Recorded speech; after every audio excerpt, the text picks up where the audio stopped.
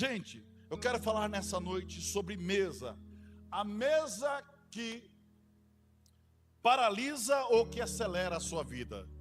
Diga assim: quem senta à sua mesa define o seu futuro. O apóstolo Paulo escreve em 1 Coríntios capítulo 15, verso 33, dizendo assim: não se engane, as más companhias corrompem os bons costumes. Sabe, irmãos, há palavras que Deus manda que chega de mansinho, que nem aquela chuva, sabe? Aquela chuva mansinha, fina, mas que aduba a alma, a terra, não é? Hoje vai ser uma dessas. Amém? Diga: fala, Senhor. Fala assim: Jesus. Vai pegar alguém aí, não sei quem, eu também, né? Porque a palavra de Deus, ela corta para os dois lados, né? Ela é apta para discernir mais íntimo pensamento. Ela é uma espada de dois gumes, diz, não é? Então hoje vai ser uma dessas, que Deus quer mexer na mesa da sua vida, reorganizar as cadeiras, apertar alguns laços e cortar outros, né? Porque há pessoas que Deus enviou para empurrar para um propósito. Ele coloca a gente assim. Mas há pessoas que o inimigo também empurra para dentro da nossa história para paralisar a nossa história. Vocês estão me entendendo? Amém? Há amizades que se levantam como asas e amizades que brotam como pedras no caminho. E aí a vida fica pesada quando a cadeira errada está ocupando, às vezes, o lugar certo. Então Deus quer limpar a sua mesa para abrir o seu futuro. Amém?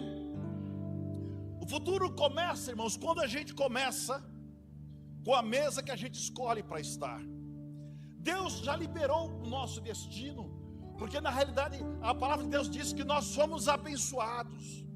E a palavra de Deus diz também que se nós fizermos a vontade do Senhor, nós comeríamos o melhor dessa. Mas há um propósito, uma promessa. Mas Ele também nos deu discernimento para filtrar com quem está caminhando conosco, ou seja, quem nos acompanha nessa caminhada.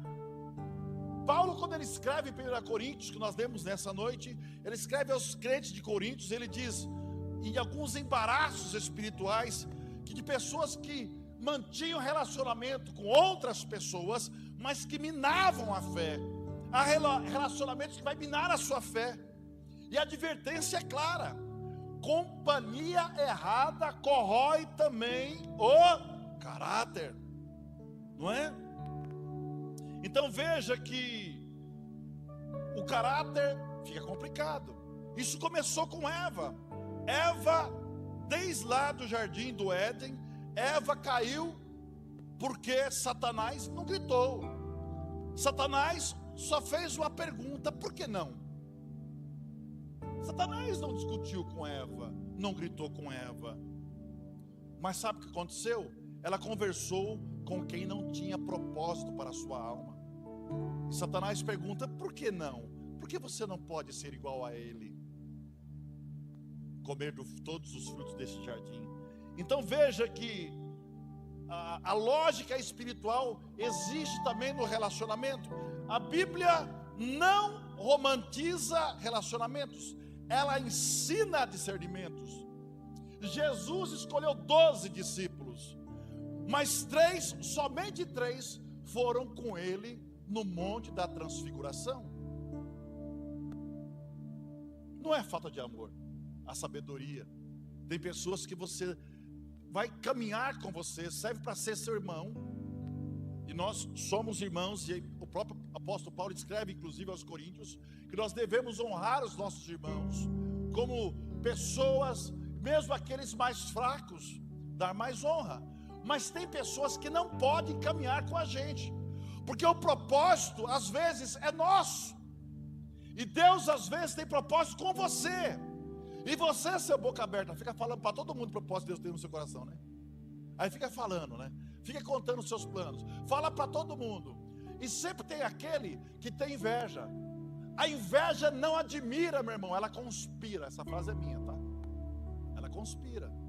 Existe aquela pessoa que ela tem prazer de você ser abençoado, tem prazer de você ser agraciado, ainda vai comemorar com você, não é? Mas às vezes você escolhe pessoas erradas.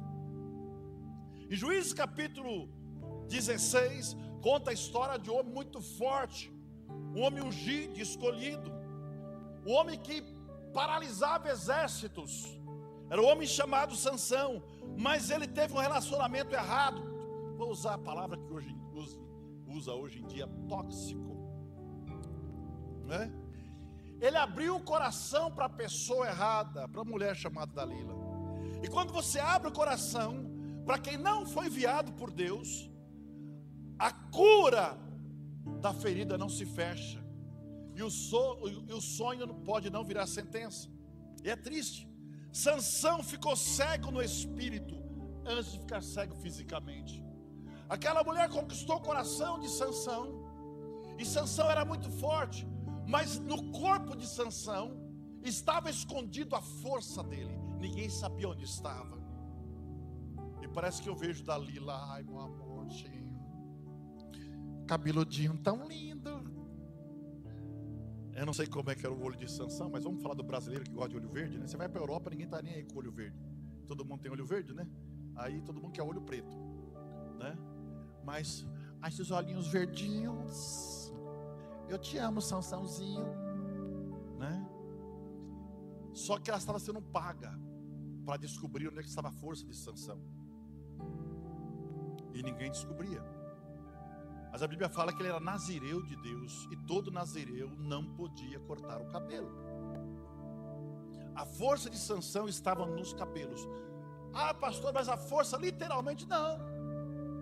Mas era um selo de uma promessa, um símbolo de uma promessa. E aí, sabe como é que é? Ai, meu amorzinho, onde está a sua força? Olha, eu vou falar, mas você não fala para ninguém, tá bom? Cuidado com a sua companhia, irmão. O fofoqueiro tem sempre outro fofoqueiro confidente. Olha, eu vou falar para você, mas você não fala para ninguém, não é? Ah, Jesus. Quando você menos esperar, você vai chegar na igreja, já tem gente falando oi, não é? E aí o que acontece? Ele fala, viu, você me amarra com cipó verde aí, dá uma amarrada aí, que aí eu fico fraco. Começou a brincar. E aí, beijinho pra cá, beijinho pra lá, Sansão dorme. Amarrou o Sansão. Sansão está bem amarradinho. E aí, a Dalila dá um grito: Sansão! Os filisteus, os teus inimigos vêm contra você. Aí ele levantou com tudo, acordou doidão, quebrou tudo aqueles negócios lá. Eu estava brincando, você mentiu para mim. Eu te amo tanto, você mente para mim. Tá rindo, né, irmão? Cuidado, né? Aí, depois de algumas tentativas, ele fala: a minha força, meu amor, meu benzinho, está no meu cabelo. Se cortar o cabelo, eu fico fraco. Beijinho pra cá, beijinho pra lá, e dorme. Aí, ela dá um grito. Sansão acorda. Mas eu acho que ele acorda que nem eu acordo. Eu acho que ele acordou que nem eu acordo de manhã. Ai, que vontade de ficar na cama. Aí já não levantou com aquela força toda. E aí, ele foi preso. Ele foi preso e foi um troféu para aqueles homens, para aquela nação. Furaram os olhos dele. Aquele homem que era conhecido em toda aquela região pela sua força, que Deus tinha colocado ele para defender Israel. Agora ele estava cego. Agora ele estava num pátio, num coliseu, e chutavam ele. Acho que chutava o traseiro dele e dava uma risada, empurrava ele, ele não via nada. Cego. Imagina aquele povo rindo. Com quem você anda assim, abrindo o seu coração. E aí o que acontece? Mas um certo dia, ele foi levado para que as pessoas brincarem com ele. E ele sentiu que roçou ali no seu pescoço o cabelo, nos seus ombros. Ele lembrou que a força estava no cabelo. Ele faz uma oração. A oração mais difícil que um homem poderia fazer. A oração do suicídio. Porque já estava cansado de apanhar e de sofrer. Ele faz uma oração e fala: Senhor, renova-me, Senhor. De repente ele estava cantando esse hino: venha curar minhas feridas, eu quero ser melhor. Renova-me, entende?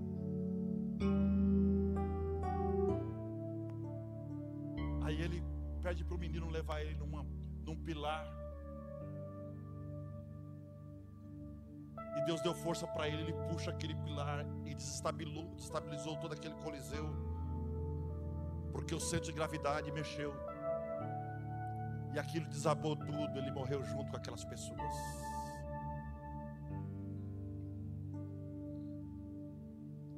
Deixa eu falar uma coisa para você. Jesus sempre sentava com pessoas, mas com um propósito. Jesus estava com os pecadores, mas com um propósito. O problema é que às vezes nós não temos propósitos. E às vezes nós estamos andando com quem não deveria andar. Cuidado, irmão. Jesus comia com os pecadores, mas nunca partilhava o coração com todos. Mesa é lugar de intimidade. Mesa é lugar de influência. Mesa é lugar onde os destinos são moldados. Quem senta à mesa está moldando o seu futuro. Então, irmãos, 3 perguntas nós devemos fazer. Quem eu permito falar ao meu coração? O fruto dessa pessoa, outra pergunta, combina com o conselho que ela me dá? Essa pessoa me aproxima ou me afasta da vontade de Deus? Uma verdade dura, mas que cura. Há pessoas que Deus manda te abraçar, mas há pessoas que Deus manda apenas te cumprimentar. E é a gente que às vezes não é pessoa para estar com você na sua intimidade, não na sua mesa. Há critérios práticos que nós precisamos observar. Gente cheia do Espírito Santo, gente que conforta com amor ou confronta com amor, gente que inspira a crescer, gente que tem frutos e não apenas discurso, gente que sonha alto e puxa você para cima. É interessante que às vezes nós ouvimos falar que nós somos produtos do meio que a gente vive, convive. Eu até entendo isso. Mas quando você tem propósito e você olha além do que você está vendo, no meio que você está, pode ter certeza que coisas grandes acontecem na sua vida. Qual é o nosso problema? Que nós às vezes caminhamos com quem está igual a gente. Nós não queremos caminhar com quem tem aspiração. E aí, meu irmão, qual referência você vai ter? Nenhuma. Davi, ele tinha uma visão. Em Salmos 23, verso 5, ele fala: Senhor, prepara uma mesa na presença dos meus inimigos. É a mesa do Senhor, é o convite do Senhor, é a seleção também que é do Senhor. Então às vezes nós precisamos ajustar isso. Às vezes nós perdemos o referencial do que Deus quer fazer na nossa vida. Conta a história de um homem que ele estava um dia andando pela sua propriedade, ele achou ali uma águiazinha. Pelo jeito mataram ali a águia mãe, e ele pegou, ficou com dó, trouxe aquele filhote de águia para casa e colocou junto no galinheiro com as galinhas. E aquela águia cresce, linda, formosa, junto com as galinhas, picando coisas no chão. E um dia um viajante passou naquela propriedade e viu ali uma águia imitando galinha. E aí ele falou assim, mas viu, como assim essa águia não vai embora? Ela fica aqui junto com as galinhas? Pois é, ela fica. Mas por quê? Porque ela pensa que é galinha. Ela só não faz o cocoricó que nem a galinha. Mas do resto ela faz tudo igualzinho, né? Aí falou, não é possível. Eu vou apostar com você que essa águia, ela vai voar. Ela vai embora. Vamos apostar, vamos apostar. Então vamos. Mas se quiser, ela não vai. Aí apostou um dinheiro com o camarada lá, o camarada pegou, subiu assim, em cima da casa, colocou a águia nas mãos dele, empurrou a águia de cima da casa e disse, voa! Você nasceu para voar. Só que a águia estava vendo as galinhas picando lá no chão, ciscando. A águia bateu a asa e caiu lá perto da galinha. Já viu o pato? O pato não faz nada certo, né? Não voa direito, no cacarejo, não faz nada certo, né? Deus não fez você pato. A Bíblia fala que aqueles que creem nele renovarão as suas forças como voarão e não se cansarão. Eita glória. Tem gente que acha que é pato. E aí ele não, aquele viajante falou, não é possível.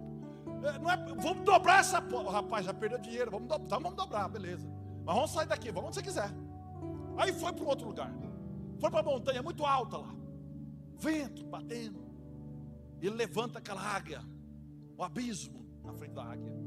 E empurra a águia. Voa. Você nasceu para voar. Ele começou a voar. E não voltou mais. Naraline, acha para mim aí. É tempo de vou voar como águia. Tem aí na nossa pasta. Voar. Sabe, às vezes, irmãos, o nosso referencial está sendo pessoas que não aprenderam a voar, que não querem voar. Quem você está tendo com amizade? Nós precisamos reavaliar nossos relacionamentos, fechar portas antigas, levantar a nossa regra espiritual e observar onde nós estamos. Não precisamos também ser tão radicais como alguém que eu conheço da minha família, que já faleceu, que ele leu lá o Salmo 1. Bem-aventurado o varão que não anda segundo o conselho dos ímpios, nem se detém na roda dos escarnecedores. E ele trabalhava numa grande empresa, que eu não vou falar o nome, e na hora do almoço, ia pegar aquele bandejão na empresa. Sabe aqueles bandejão que vem separadinho assim, que é de inox? Vem feijão, você põe aqui, arroz, você põe aqui, sabe como é que é? Ele pegava o bandejão e ia comer sozinho, lá longe. E um dia perguntaram para ele, viu, mas por que você come separado de todo mundo? Porque eu não quero estar na roda dos escarnecedores. Não é isso que Deus está falando para você. Deus está falando para você ter propósito onde você está. Ele te colocou lá. Eu vou dizer uma coisa para você. A Bíblia fala que nós somos a luz do mundo. Luz não se pode esconder. Luz, quando ela chega, ela brilha, meu irmão. Uma luz, ela pode iluminar uma grande alameda. Agora vamos ver luzes no Natal, coisas mais lindas. Uma luz, ela pode ornamentar uma casa. Uma luz pode dar brilho para uma fachada. Mas uma luz pode estar em cima de um lixão. Ela vai continuar sendo luz. Não importa, você tem a marca de Cristo. Aonde você estiver, você tem a marca de Cristo Jesus. Pedro foi para a roda errada. Jesus foi preso e Pedro fugiu com medo de ser preso também. E ele está numa roda, numa noite fria. Mas uma coisa, quem já pisou no Santo dos Santos em outro lugar não sabe viver. Quem já teve a marca de Cristo pode andar, pode rodar, vão te reconhecer, porque você tem a marca dele.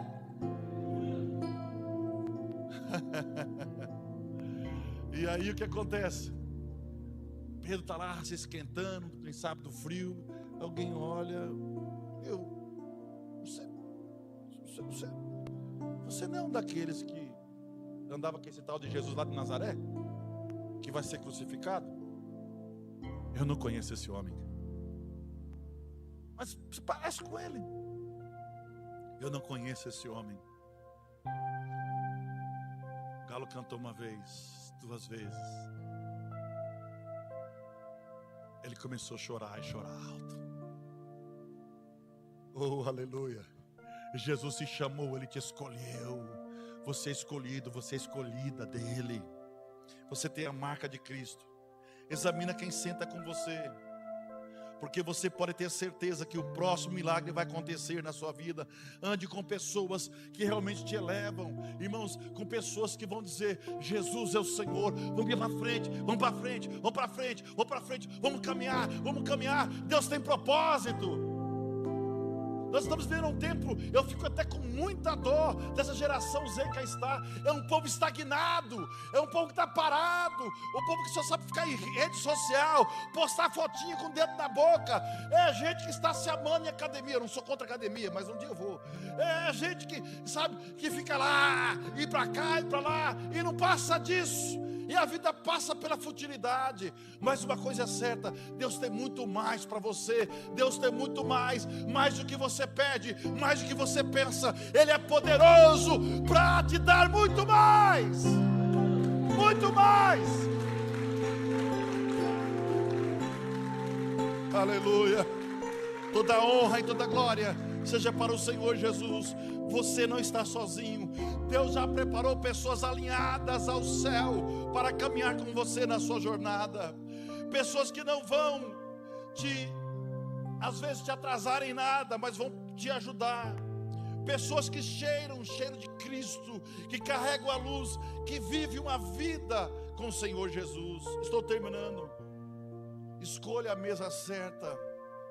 Escolha relacionamentos certos. Escolha viver o futuro que Deus tem para você. Se você hoje percebe que precisa mudar a sua mesa, mudar as vozes, mudar os vínculos, se levante espiritualmente. Deus vai remover o que atrasa a sua trajetória. Quando Deus fala para Abraão: sai da tua terra, do meio da tua parentela, e vai para uma terra que eu vou te mostrar. Quando Deus fala isso para ele, Ele diz: sai da tua terra, do meio da tua parentela. Mas Abraão levou alguém que não era para ter levado. Quem que ele levou? Um sobrinho. Como é que era o nome do sobrinho? Ló. Deu ruim. Deu ruim. Deu ruim. Porque começou a ter inveja. Porque a bênção estava sobre Abraão, não estava sobre o sobrinho.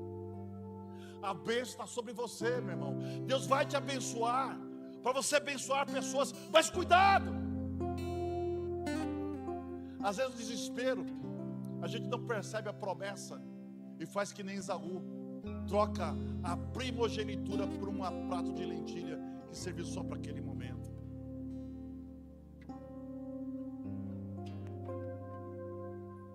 Não tenha pressa. Não tenha pressa, porque o relógio de Deus nunca atrasa. Aleluia, o relógio de Deus não atrasa, meu irmão. Fica tranquilo.